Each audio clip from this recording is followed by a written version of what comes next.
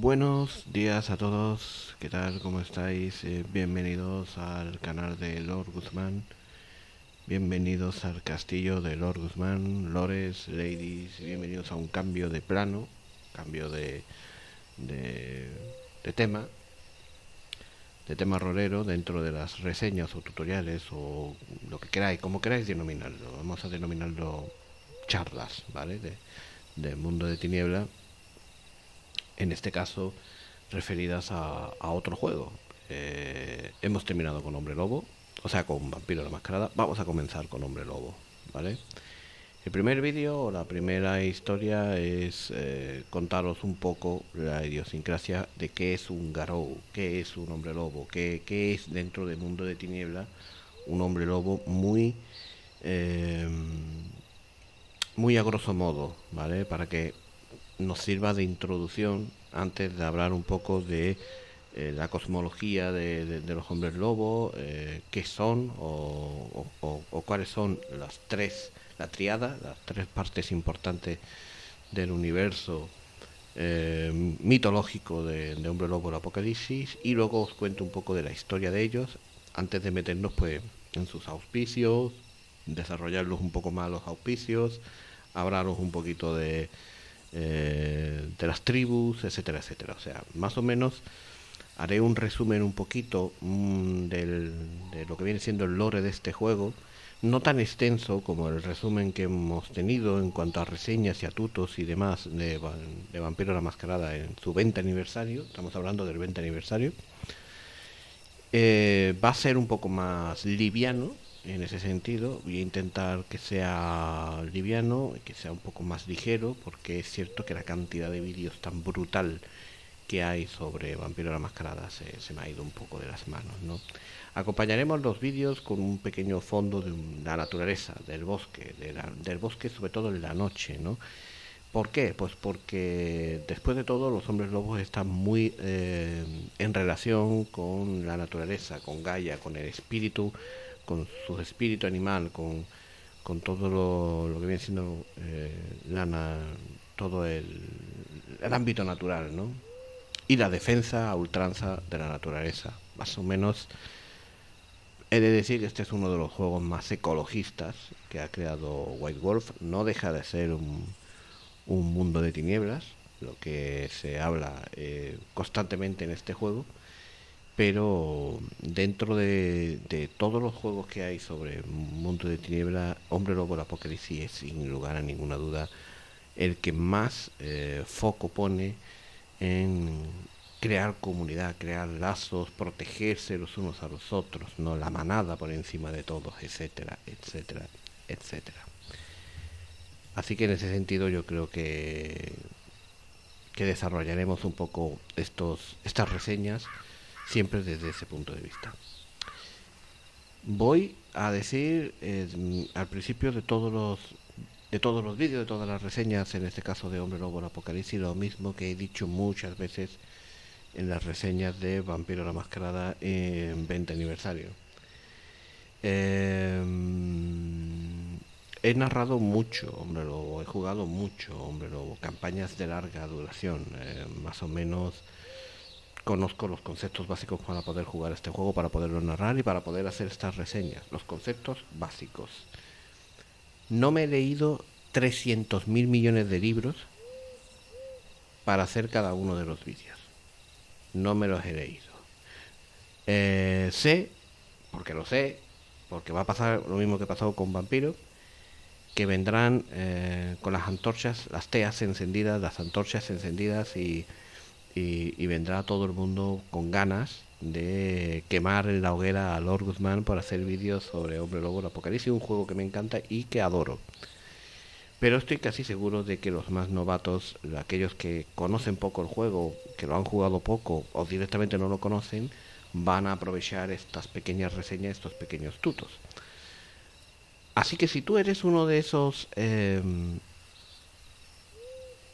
berserkers, digamos, agitadores de puñitos, de que no digo, de que no hago aquí un vídeo de 8 horas y media hablando sobre qué es un Garou, para que tú te quedes a gusto y hables de todos los conceptos que a ti te parece que debo de decir, porque no me he leído 300.000 manuales para poder sentarme aquí y decir lo que tú quieres oír exactamente, pues en lugar de criticarme, despotricar contra mí, ponerme a parir o decir que mis vídeos apestan, haz tú uno con aquello que tú crees que debe de decirse y publicarlo en tu canal de YouTube, en tu canal de Twitch, ¿vale?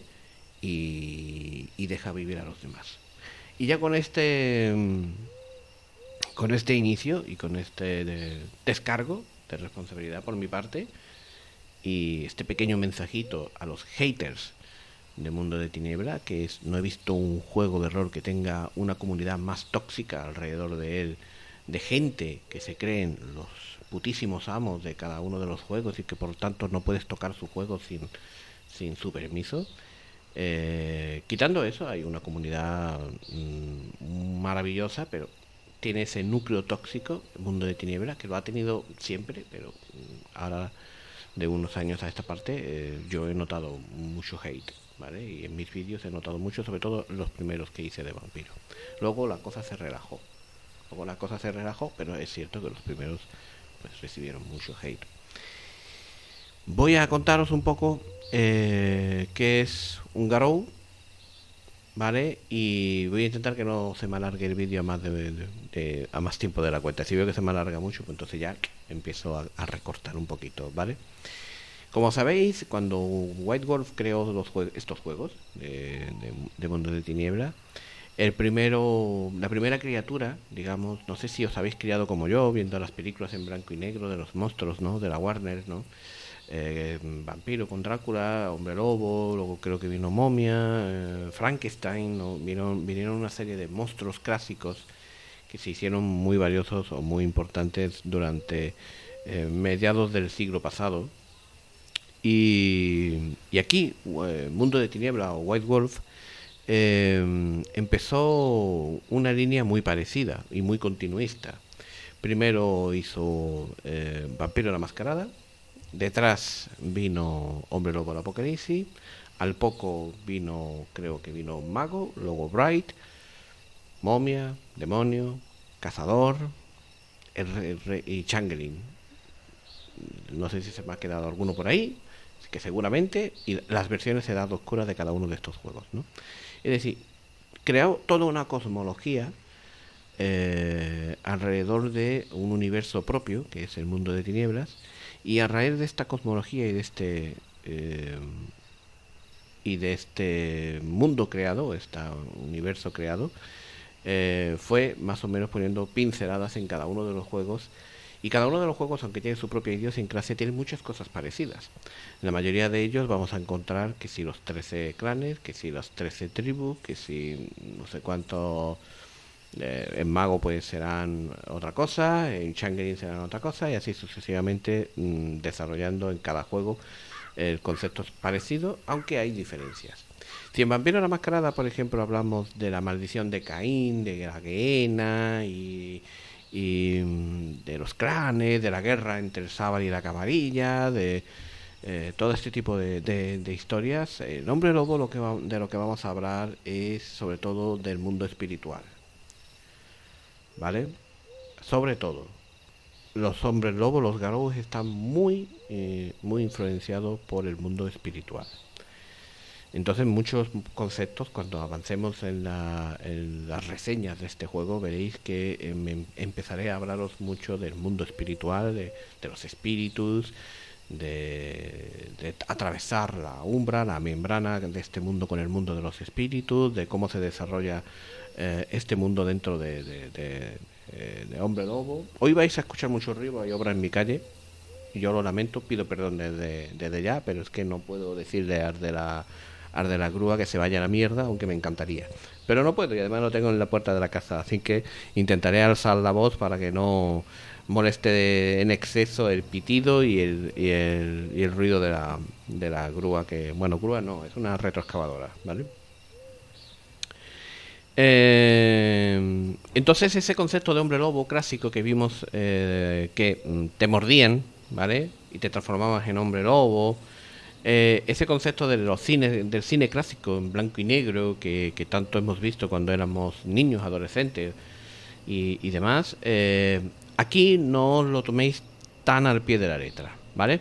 Aunque las leyendas pueden llegar a contar que cuando seas mordido por un hombre lobo, a la siguiente luna llena te vas a transformar en hombre lobo, a través de un maleficio, de una bruja, de un mago. También se ha visto en algunas series que, ¿vale? Como los originales, ¿no? Que a través de un maleficio pues te transformabas en Garou o simplemente llevabas, digamos, la maldición en tu sangre, y cuando matabas a alguien por primera vez, en la siguiente luna llena te transformabas, ¿no? Eso salía mucho en las crónicas vampíricas, no las de Anne Rice, sino las de la otra escritora, no sé si es L.J. Smith o una cosa así, no me acuerdo cómo se llama exactamente la escritora, pero que están las series ahí que podéis consultar, ¿vale? Está la serie de crónicas y está la serie de los originales. La verdad es que no es. En este juego el concepto no es así. Los hombres lobo no es una maldición, no forma parte de una maldición, no es un veneno que transmite a través de la saliva, en la mordida, no tiene nada que ver. En este juego de rol, los hombres lobo nacen con esa genética. Viene de serie, viene de base, ¿vale? Un hombre lobo es el descendiente directo de otro hombre lobo. Nace de la estirpe, de la misma estirpe que su madre. En este caso, el gen dominante es el gen de la madre. Los Garou normalmente no conocen su herencia hasta que no llegan a la pubertad. Mientras llegan y no llegan ese momento del primer cambio, ellos ni siquiera saben si son un Garou o si por el contrario son un parentela. Y aquí viene la diferencia del término Garou y el término parentela. Garou es aquel que puede cambiar de forma, aquel que puede transformarse, aquel que puede cambiar a las distintas formas que tiene los hombres lobos en este universo. El parentela es aquel que tiene el gen en su ADN, o tiene el gen en su cuerpo, puede engendrar hombres lobos, pero no es capaz de transformarse. ¿Vale? Y con esto habría varias cosas que sería importante reseñar, y que si queréis pues más adelante lo hacemos, como por ejemplo las diferencias que hay, ¿no? Porque hay tres formas básicas dentro del hombre lobo. Está el homínido, ser humano, normal y corriente. Está el lupus, cuando has nacido directamente lobo, ¿vale? Y por tanto tu forma natural es la de un lobo. Y está la mezcla traumática del metis, cuando dos garous se aparean, el resultado es un metis. ¿Qué es un metis? Un metis es un homínido que nace con ciertas deformaciones. Suelen ser mal vistos dentro de la sociedad Garou, salvo en algunos conceptos, hablaremos más adelante de ellos, ¿vale? Porque suele estar prohibido que dos Garous se reproduzcan entre ellos, ya que las formas salen eso, pues con deformaciones, o bien salen con un tercer ojo, o bien salen horrendos, o bien tienen una cierta deformidad en un brazo, o cosas por el estilo, ¿vale?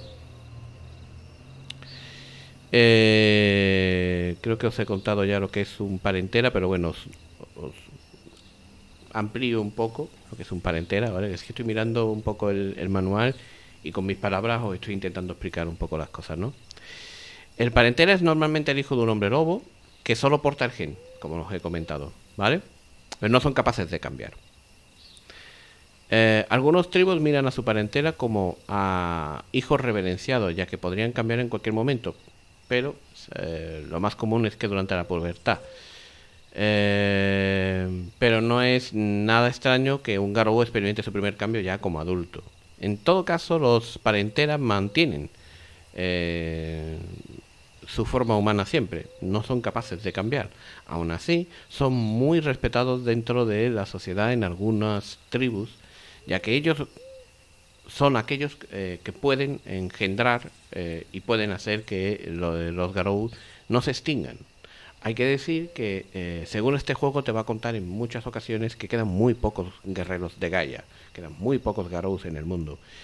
Por lo tanto, se mantiene y se respeta y se protege a los parenteras, ya que solamente de la relación entre un parentera y un Garou pueden hacer otro Garou. Esto es así. Sobre todo son las chicas las que potencian el gen, con lo cual las parenteras mujeres, sí, es un juego un tanto, en ese sentido, un tanto... ¿se puede considerar machista? No, no estoy seguro de que eso sea así, pero hay gente que cree que en Hombre Lobo quinto aniversario, que de él no voy a hablar, hay que cambiar ciertos conceptos porque eso puede parecer un poco machista. No estoy de acuerdo, pero bueno, es la mujer es la que tiene más capacidad o más probabilidad de engendrar a un Garou y por tanto normalmente las parenteras mujeres son muy protegidas dentro de la sociedad de Hombre Lobo, ¿vale? También hay parenteros lupinos, ¿vale? Los parenteros lupinos, sin embargo, son un caso especial. Con la población de lobos disminuyendo y tampoco Garou en posición de encontrar una pareja lupina, las parenteras lobunas son especialmente apreciadas dentro de la tribu de los garras rojas. Ya os hablaré de ello cuando hablemos de las tribus, ¿vale? Obviamente, ¿por qué? Pues porque los garras rojas son los más cercanos a su yo lobo y porque protegen sobre todo la forma de lobo por encima de la hominidad, ¿no? Es otra cosita que os quería contar. Hay que decir que las manadas de lobo, que incluyen parentela en su seno, normalmente disponen de un poderoso espíritu o incluso de un garou protector, una especie de alfa de alfas, ¿vale? Los garou suelen asignar un observador espiritual a su parentela humana. ¿Qué es un ojeador espiritual a su parentela humana? Pues un espíritu que, digamos, la protege, la vigila y la controla.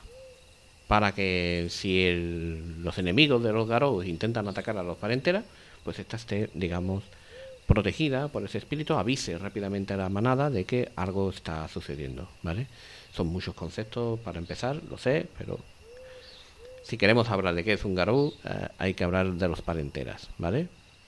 También hay otros espíritus dentro de las manadas, que son los rastreadores de parentes, que su misión es alertar a los Garou si el pariente ha sufrido el cambio, o avisar si hay algún parentera no identificado hasta ahora que pudiese correr peligro y que pudiese ayudar a la tribu o a la manada. Vale, ¿cuál es el término qué significa el término cachorro dentro de un hombre lobo? Pues evidentemente si estamos hablando de que son eh, están muy relacionados con los lobos y con la... Hay muchos términos que están relacionados con la naturaleza de un lobo, que si manada, que si cachorro. Cachorro es uno de ellos, ¿no? En la sociedad Garou se etiqueta como cachorro a aquel que no ha cambiado aún o que todavía no ha aceptado su lugar como Garou. Ojo, cuidado.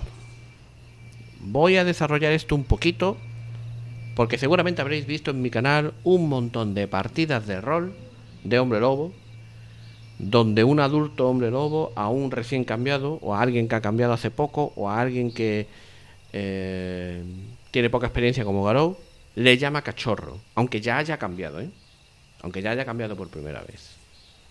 Lo hemos visto en partidas que se han jugado aquí como Hijos de la Rabia, los Huérfanos de Detroit o Frozen Rage. Esto es porque también se usa de manera despectiva para intentar espabilar un poquito al Garou nuevo.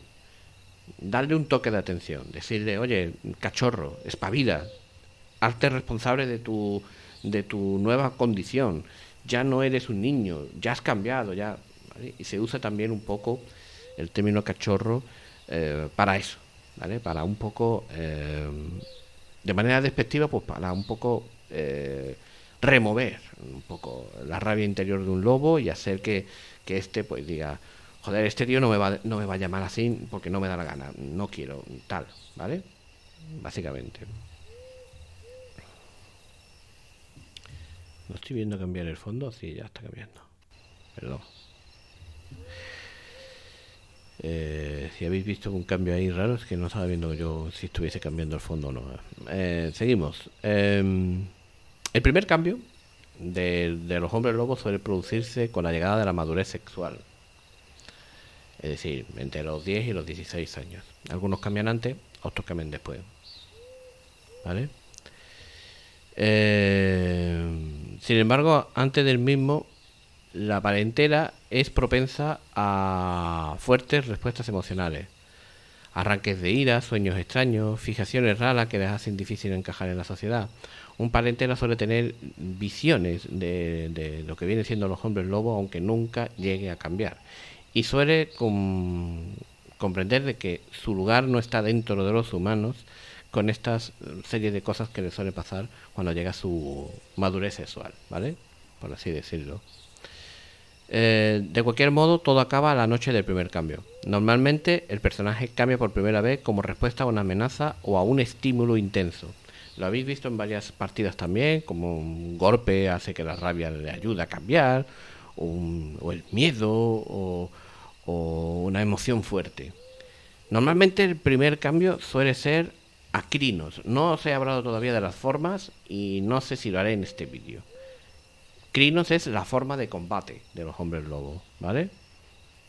Es como una reacción natural, un desahogo al miedo o a la situación nueva que le hace cambiar por primera vez, ¿no?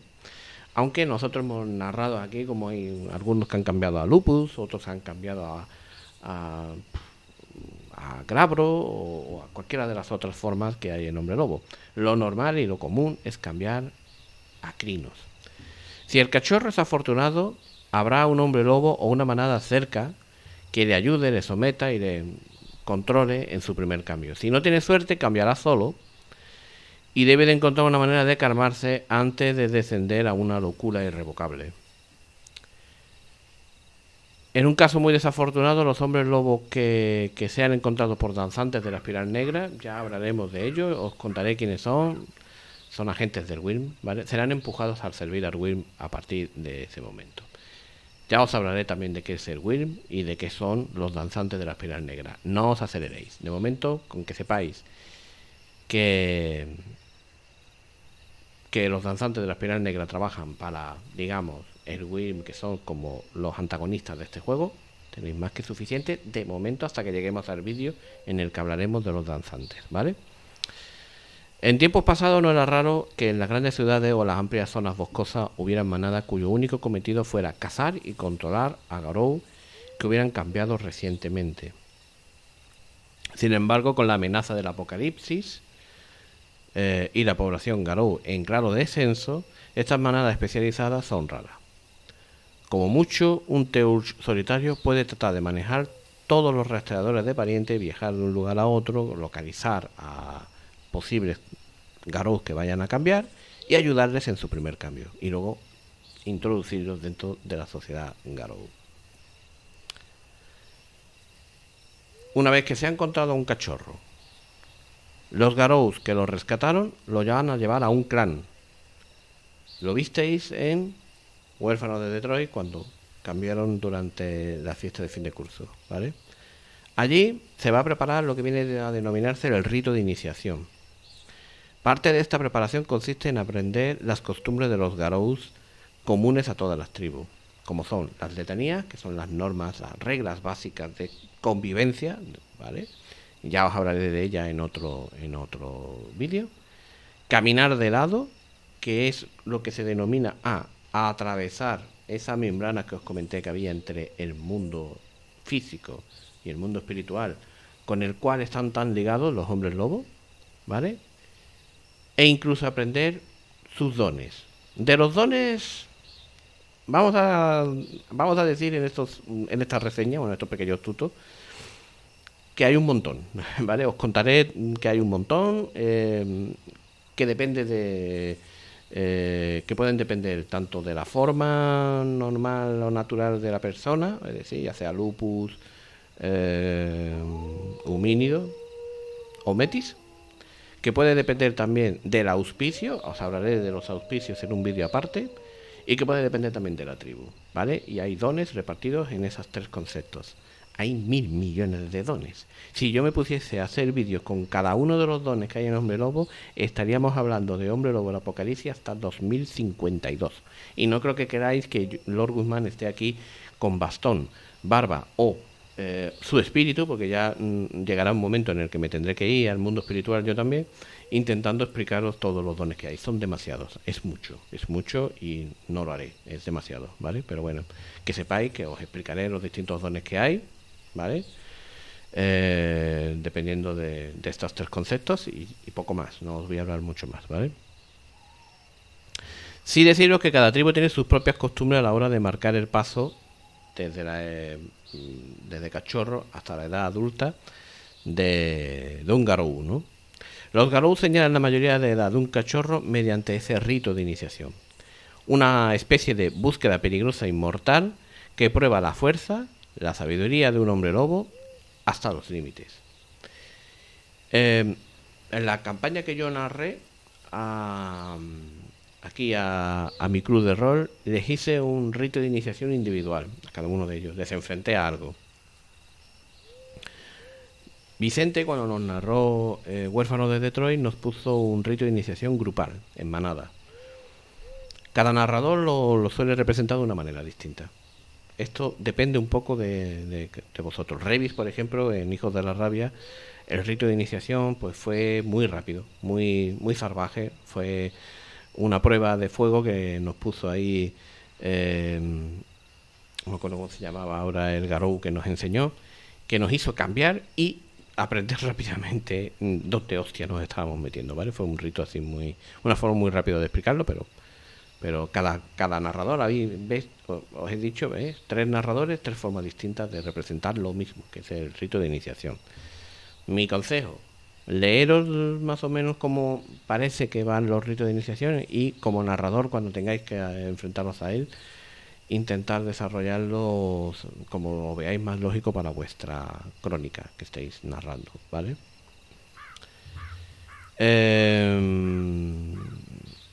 Vale. Vale, aquí voy a hablar un poquito de los ritos. Vale, las razas, como os he comentado, ¿vale? La verdadera naturaleza de un hombre lobo se forma mucho tiempo antes de su primer cambio. Si uno de sus padres es humano, crecerá dentro de la sociedad humana, aprendiendo las costumbres de los hombres. Si uno de sus padres es un lobo, será criado por lobo y la sociedad humana será un misterio para él. En casi todos los casos, uno de los padres será un garou y el otro un parentela. Que la forma natural de la madre sea humana o lupina determinará su raza, es decir, si la forma de la madre es humana, nacerá como humano. Si la forma de la madre es lupina, nacerá como lupino, o como lupus, como un lobo, ¿vale? Si la forma de la madre y del padre ambos son garou, nacerá como un metis. Ya eso también os lo he contado. Por tanto, un homínido es un hombre lobo con forma humana que crece en la sociedad humana, pero nunca llega a integrarse realmente en ella. Los hombres lobos antes del cambio, como hemos mencionado, son propensos a problemas de comportamiento, rarezas sensoriales, que los hacen extraños dentro de la sociedad mortal, ¿vale? Entienden que la sociedad humana tiene unas normas y un conjunto de ciertas expectativas que a menudo las encuentran extrañas, injustas e incluso les molesta. Algunos lo ocultan mejor que otros, pero el resultado final es que cuando llega el cambio, entre la sangre, la muerte y la rabia, una parte del hombre lobo siente alivio por fin de reencontrarse con su pueblo. Esto no quiere decir que la transición sea fácil. Años de educación y adoctrinamiento en el mundo humano tardan en desaparecer. Por lo tanto, es normal que los cachorros homínidos tengan una guía, ¿vale? Para que les ayude a integrarse dentro de la sociedad garou. Si por ejemplo el padre o la madre del hombre lobo era parentela y lo sabía, el cachorro podría tener las cosas un poco más fáciles porque podría haber ido durante X tiempo indicándole cómo debe de comportarse y cómo llegar hasta la edad adulta y cómo comportarse una vez que cambie por primera vez, ¿no? No obstante, algunos Garou sienten que, aunque los humanos casi han asesinado el planeta, también son la única especie de este planeta que puede salvarlo. Así, para los Garous, eh, así, para que los Garous puedan tener un impacto significativo, deben de ser capaces de moverse dentro de los círculos humanos, ya que los hombres lobos homínidos son los mejores equipados para entender y trabajar la sociedad humana, son muy respetados dentro de los túmulos, de las reuniones y de las tribus de Garous. ¿Qué es un túmulo? Más adelante os hablaré de qué es un túmulo. Son muchos conceptos, lo sé. El primer vídeo iba a ser un poco caótico porque iban a tener muchos conceptos. Yo eso lo sé. Me vais a perdonar, pero es así, ¿no? Ahora os voy a hablar del lupus. Un hombre lobo lupus es el hijo de un lobo y un garou, o más raramente la cría de dos parenteras. Buenos días, Océano Horrero. Es raro, aunque se ha oído hablar de ello, que varios lobos de una misma camada nazcan puros. Actualmente, sin embargo, cada hombre lobo lupus es una bendición. Los ratios de hombre lobo lupus frente a los homínidos es aproximadamente de 1 a 8.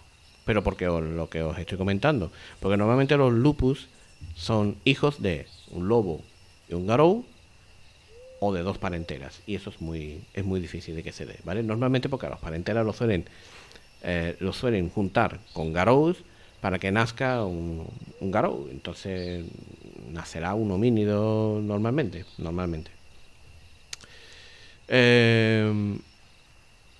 Los lupus, como los homínidos, entienden desde la niñez que son diferentes. Antes del cambio, los lupus tienden a ser más inteligentes que sus compañeros de manada, aunque no alcanzan la inteligencia y las capacidades humanas para resolver problemas hasta que cambian por primera vez. Una vez sucede, desarrollan la capacidad de pensamiento abstracto y el lenguaje simbólico, lo que puede ser o bien un tremendo alivio o bien un terrorífico bombardeo de ideas e información. Tú imagínate un lobo que lo único que ha hecho durante toda su vida es cazar, beber y hacer sus necesidades en el bosque, y de repente despierta con su primer cambio y averigua que es capaz de sumar, multiplicar, dividir, entender y leer.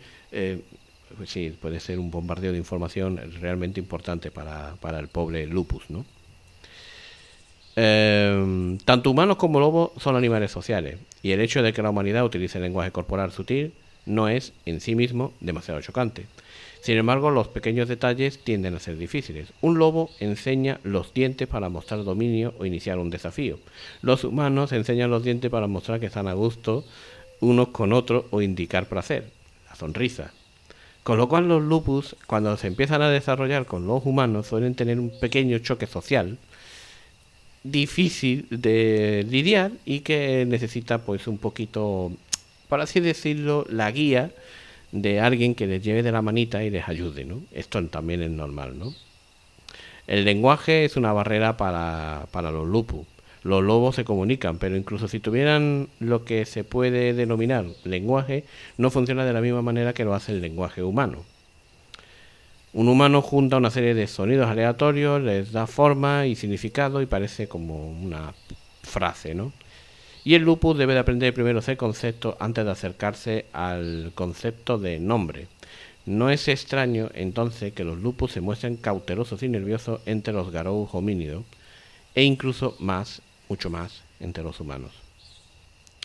A pesar de su torpeza y peligro cuando su miedo viene acompañado de la rabia natural de los hombres lobo, los lupus poseen una comprensión del mundo natural que los homínidos no pueden esperar entender. No idealizan las tierras vírgenes, simplemente las entienden. La naturaleza no tiene un plan, simplemente es, y vivir en ella significa conocer sus cambios y sus ritmos. En este sentido, salen ganando en muchos sentidos los lupus con respecto a los humanos. Los lupus son conscientes de que son una raza moribunda. Desde su perspectiva, los humanos son los mayores culpables. El otro día, precisamente, anécdota. El otro día, en Nochebuena, con mi padre, me comentó de que hasta hace 40, 50 años era fácil encontrar lobos cercanos a mi pueblo.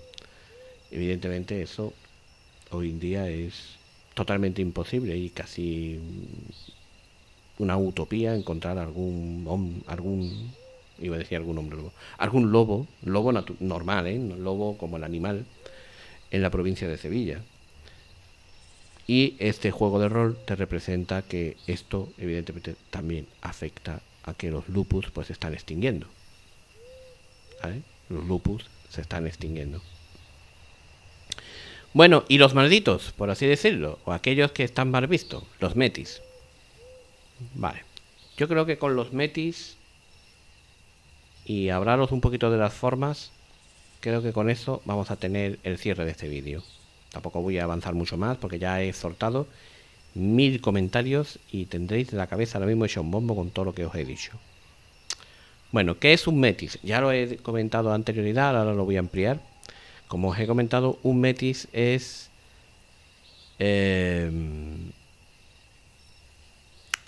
algo totalmente prohibido dentro de la sociedad Garou, como ya comenté. Veréis por qué. La nación Garou podría tener un verdadero ejército de guerreros en pocos años. La descendencia de dos hombres lobos, al fin y al cabo, siempre resulta ser un hombre lobo. Pero, ¿dónde viene el problema? Bueno, crecen con un conocimiento instintivo de la sociedad Garou y el mundo espiritual, así como una afinidad con el cambio de forma. Parece una solución sencilla, excepto, claro está, por varios hechos, pero uno fundamental. El hijo de dos hombres lobos, un metis, siempre nace con una deformación, que es lo que os he comentado ya en varias ocasiones. Están deformados. Algunos nacen con un miembro menos, otros nacen desfigurados y horrendos, otros nacen completa y absolutamente e irremediablemente locos. Además, estos hombres lobos son estériles, lo que significa que no pueden traspasar el don de los Garou a nuevas generaciones. Pese a ello, podría pensarse que criar unos cientos de deformes niños guerreros podría ser un negocio rentable para luchar contra Will. Sin embargo, el mayor desafío al que se enfrenta la sociedad Garou no es la deformidad o la esterilidad de los metis. O mejor dicho, los metis no... reformulo la frase. El mayor desafío para un metis no es enfrentarse a ser estériles o ser deformes, sino que se tienen que enfrentar a la sociedad Garou. Miles de años de tradición Garou los marcan como indignos, como abominaciones, como el vergonzoso resultado de la debilidad de dos hombres lobos. En tiempos pasados, tanto los hijos metis como sus padres eran condenados a muerte o, en el mejor de los casos, al exilio. En la actualidad, la aceptación de los Garou metis es común en prácticamente todas las tribus, salvo algunas, ya os contaré cuáles. Sobre todo los garras rojas, ¿vale? Los garras rojas no van a aceptar nunca a un metis en sus filas. Y hay otras que los aceptan, pero a regañadientes. Perdonadme, de verdad. La garganta me tiene por la calle de la amargura desde hace un par de días para acá. Menos mal que solo es la garganta. En la actualidad, la aceptación de los Garou, como ya os he comentado, solamente sí se aceptan, pero los garras rojas no. Y avanzo, los metis pueden incluso reclamar posiciones de liderazgo en algunos clanes, lo que habría sido impensable tan solo unas generaciones atrás. Los hombres lobos más tradicionalistas ven esto como un signo de que el apocalipsis está realmente próximo. Los más progresistas apuntan que a los humanos les llevó mucho tiempo llegar a la noción de que los discapacitados debían ser simplemente apartados y abandonados. No debían ser simplemente apartados y abandonados para que murieran. Sí, más o menos relacionan un poco el avance de la cultura humana con el avance de la sociedad de ellos, ¿no? Los metis nacen en forma crinos. Sufren su primer cambio en cualquier momento desde su primer año de vida hasta llegar a la pubertad. Por esta razón son criados dentro del clan, alejados de la sociedad y de los ojos humanos, para evitar problemas. Esto les da ventaja porque están más versados de las tradiciones y de la sociedad Garou desde el primer momento. Es que se crían como Garou, ¿vale? No obstante, esto también significa que su vida... Esto no significa que su vida sea más fácil. Con pocas excepciones, moradores de cristal e hijos de Gaia principalmente, pese a que los clanes modernos les permiten vivir con ellos, desde luego no los miman, precisamente. Los metis pueden verse rechazados por todo el clan. No son expulsados, no. Pero el trabajo de educarlos se considera más un castigo que un honor, y más o menos los tratan con la punta del zapato. Otros clanes apartan tanto al cachorro como a los padres para que los padres sean los que se encarguen de la educación del cachorro.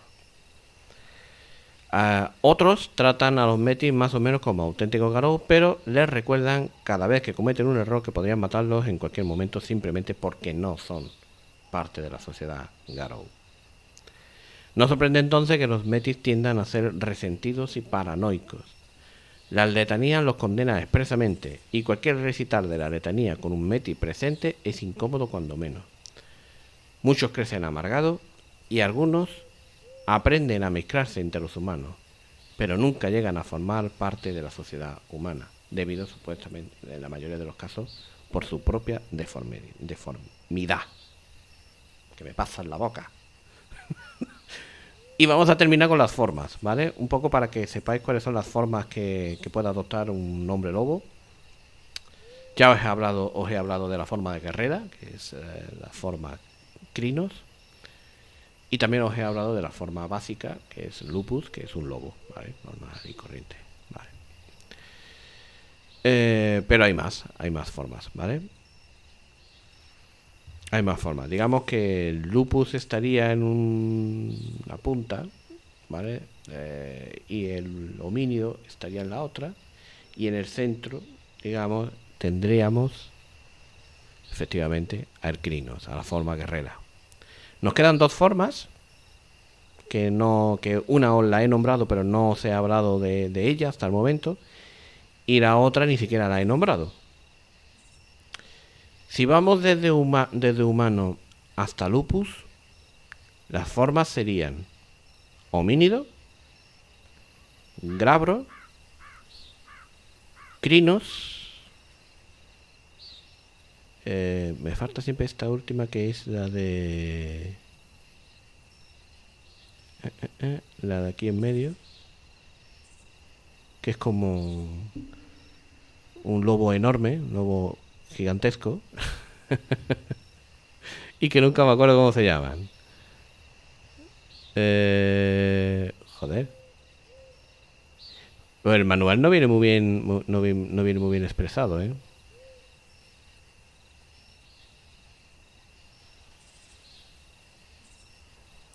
Pero que lo voy a mirar, porque lo que viene siendo en el manual no vienen los nombres.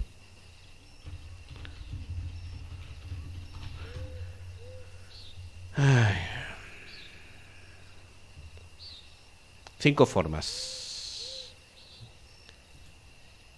¿vale? Las 5 formas de hombre lobo, formas que pueden adoptar. Aquí. Formas que pueden adoptar el hombre lobo, como os he comentado: homínido, humano, la clásica, ¿vale? Bueno, si nace como humano, claro. Gabro es, digamos, es un hombre lobo más o sea, es un hombre más primitivo, tiene pelo en el cuerpo, parece más troglodita, parece algo salvaje. Ese es el Gabro, ¿vale? Luego tendríamos el Crinos, es la forma de combate, la típica forma del hombre lobo que veis bueno, la que habéis visto en la mini de este vídeo, un hombre lobo enorme, de guerrero, de combate, ¿vale? La más bestia de todas. Luego tendríamos el Ispo. Si lo tenía en la punta de la lengua no me salía. El Ispo es como un lobo gigantesco, ¿vale? Parecido, si soy fan del Señor de los Anillos, a los lobos enormes que montan los orcos, ¿vale? Parecido, que no igual, ¿vale? Es un lobo gigantesco, ¿vale? Es una versión de un lobo terrible prehistórico. Y luego llegaríamos a Lupus, que Lupus es la otra forma, ¿vale? La última de todas, y digamos estaría una en cada punto. Homínido por un lado, Lupus estaría aquí al otro punto, ¿vale? Y luego vendría homínido, glabro, crinos, Ispo y lupus, ¿vale? Deciros, antes de cerrar el vídeo, que el cambio normalmente natural, para no tener un aumento en la dificultad a la hora de cambiar, digamos, mecánicamente en el juego, es cambiar a la que está justo a tu vera. Es decir, si estás en un humano, lo natural es cambiar sin dificultad a Gabro. Si vais a saltar a la forma de Crino, ya la tirada pues es un poco más complicada. Si vais a tirar hacia cualquiera de las otras formas, igual, ¿vale? Esto hay una tablita, normalmente en la ficha suele venir. Y también lo que ganáis y lo que perdéis cuando os transformáis, ¿no? Si abrimos una ficha de hombre lobo, que no sé si tengo yo alguna por aquí, casi que os podría contar algo. Si no... Es que ya os digo que no sé si tengo alguna ficha. Si tengo aquí una ficha de hombre lobo. Tengo aquí una ficha de hombre lobo. Aquí. Homínido. Cuando cambia a Gabro, el Gabro le va a dar 2 más en fuerza. Recordáis el sistema del mundo de tiniebla, va con puntitos, ¿vale? Y cada puntito es un dado de 10, ¿vale? El Gabro le va a dar 2 más en fuerza, 2 más en resistencia, le va a restar 1 en apariencia y 1 en manipulación. Las tiradas van a dificultad 7. El Crinos le va a otorgar 4 más en fuerza, 1 más en destreza, 3 más en resistencia, la apariencia se la va a reducir a 0 y la manipulación se la va a poner en -3. La dificultad está en 6, pero ojo, esta forma va a provocar delirio. ¿Qué es el delirio? Ahora os cuento lo que es el delirio. Si veo que es muy tarde, lo cuento en un próximo vídeo, pero si no, lo cuento ahora. La forma ISPO da 3 más en fuerza, 2 más en destreza, 3 más en resistencia y le resta 3 a manipulación. Y las tiradas van en dificultad 7. Y el lupus, 1 más en fuerza, 2 más en destreza, 2 más en resistencia, 3 menos en manipulación y la dificultad de las tiradas van en 6. Y ahora, el delirio, antes de cerrar, porque creo que viene aquí, yo lo puedo contar. ¿Qué es el delirio? Pues aquí viene un resumen muy rápido y os lo cuento y cerramos el vídeo. Si un humano ve a un hombre lobo en forma de Crinos, lo asaltará un miedo y una locura abrumadora. El humano podría entrar en pánico, huir, desmayarse, quedar en estado catatónico o en las más raras ocasiones atacar ciegamente al hombre lobo. Los Garous llaman a este efecto o fenómeno delirio. Yo lo llamo Zakagao vivo. El delirio proviene de memorias raciales de un pasado remoto reprimida que vuelven a surgir desde el inconsciente. O, como yo digo, cuando el humano se hace caquita encima porque ve que un bicho enorme, gigantesco, que babea y que tiene unas garras enormes, pues puede descuartizarlo en cualquier segundo. Yo también atacaría o me volvería loco si viera eso. Es que aquí lo quieren poner muy suave, pero vamos, es que tiene cierta lógica. El delirio puede verse como un tipo de bendición sobrenatural, ya que evita el retorno del horror del mundo primitivo. Los humanos nunca ven a los Garous en Crino como realmente son. En lugar de ello, racionalizan estos encuentros instintivamente creando elaboradas y terroríficas historias acerca de lo que piensan que vieron. Puede que no vean nada en absoluto, sino que reaccionen a algo que no son capaces de recordar. Gracias al delirio, la mayoría de los humanos rehúsan aceptar que los hombres lobos son reales. Aunque los conspiranoicos pueden llegar a pensar que han visto al Yeti, al Bigfoot, a cualquier ser, menos a un Garou, ¿vale? Las memorias raciales son tan profundas que solo los humanos más raros y resueltos pueden ver una fotografía de un Garou en forma Crino y no desecharla inconscientemente como un fake. A pesar de la protección que aporta este miedo, los Garous no pueden permitirse correr riesgo. Los hombres lobo que desatan el pánico del delirio sin una buena causa son severamente castigados e incluso exiliados. Violan una de las letanías, que os hablaré de ellas más adelante en un vídeo, así que no os preocupéis, sobre todo la letanía. Su supervivencia depende de permanecer oculto una especie de mascarada versión lupina, pues igual, ¿vale? Y evitar que los humanos descubran la forma guerrera del hombre lobo. Desde el concordato han mantenido su existencia en secreto, guardando el velo la ilusión que el mundo sobrenatural primitivo ya no existe. Es intentar que los humanos no descubran la forma de los hombres lobos, ¿no? Tengo que deciros que los parenteras no se ven afectados por el delirio, evidentemente. Solo los humanos. Y yo por mi parte lo dejo aquí. ¿Qué vamos a hacer en los próximos vídeos? Creo que os he hablado de muchas cosas. Os he hablado del delirio, de las formas, de las razas y un poco de los parenteras, cómo convertirse, o sea, cómo se convierten en Garou, etcétera, etcétera. ¿De qué vamos a hablar en próximos vídeos? Pues voy a intentar estructurarlo de manera que sea más o menos lógico. Así que, si os parece bien, de lo próximo que os voy a hablar va a ser de la cosmología, es decir, os voy a hablar de la triada, ¿vale? Gaia, la tejedora y el Wyrm. Os hablaré en un vídeo que seguramente será más cortito que este, porque este, al ser el introductorio, pues ha sido denso, ¿vale? Y os hablaré solamente de eso, ¿vale? De lo que viene siendo la Trinidad, para así ya introduciros un poco en el mundo espiritual de los hombres lobo. Posteriormente os contaré los auspicios. Haremos un vídeo para hablaros de los auspicios de hombre lobo. Después de hablaros de los auspicios, que los auspicios son, depende de la forma en la que nace el hombre lobo, pues va a estar más dedicado a una cosa u otra. Ya os contaré lo que son los auspicios, no adelanto. Después de que os hable de los auspicios y que quizás os nombre un poco las tribus, nombrarlas, que no desarrollarlas, porque haremos un vídeo de cada una de ellas. Os hablaré un poco de los orígenes, ¿vale? De los hombres lobo hasta llegar al 20 aniversario. Y después ya desarrollaremos la sociedad Garou. Os hablaremos de las letanías, ¿vale? Después del vídeo de las letanías, pues os hablaré de cómo va la justicia, la jerarquía, en fin, toda la sociedad Garou. Y al final de todo eso, entonces os desarrollaré las tribus, cada una en un vídeo, para que tengáis todo el juego. ¿De qué no os voy a hablar? Como ya he comentado también durante el vídeo, de los dones.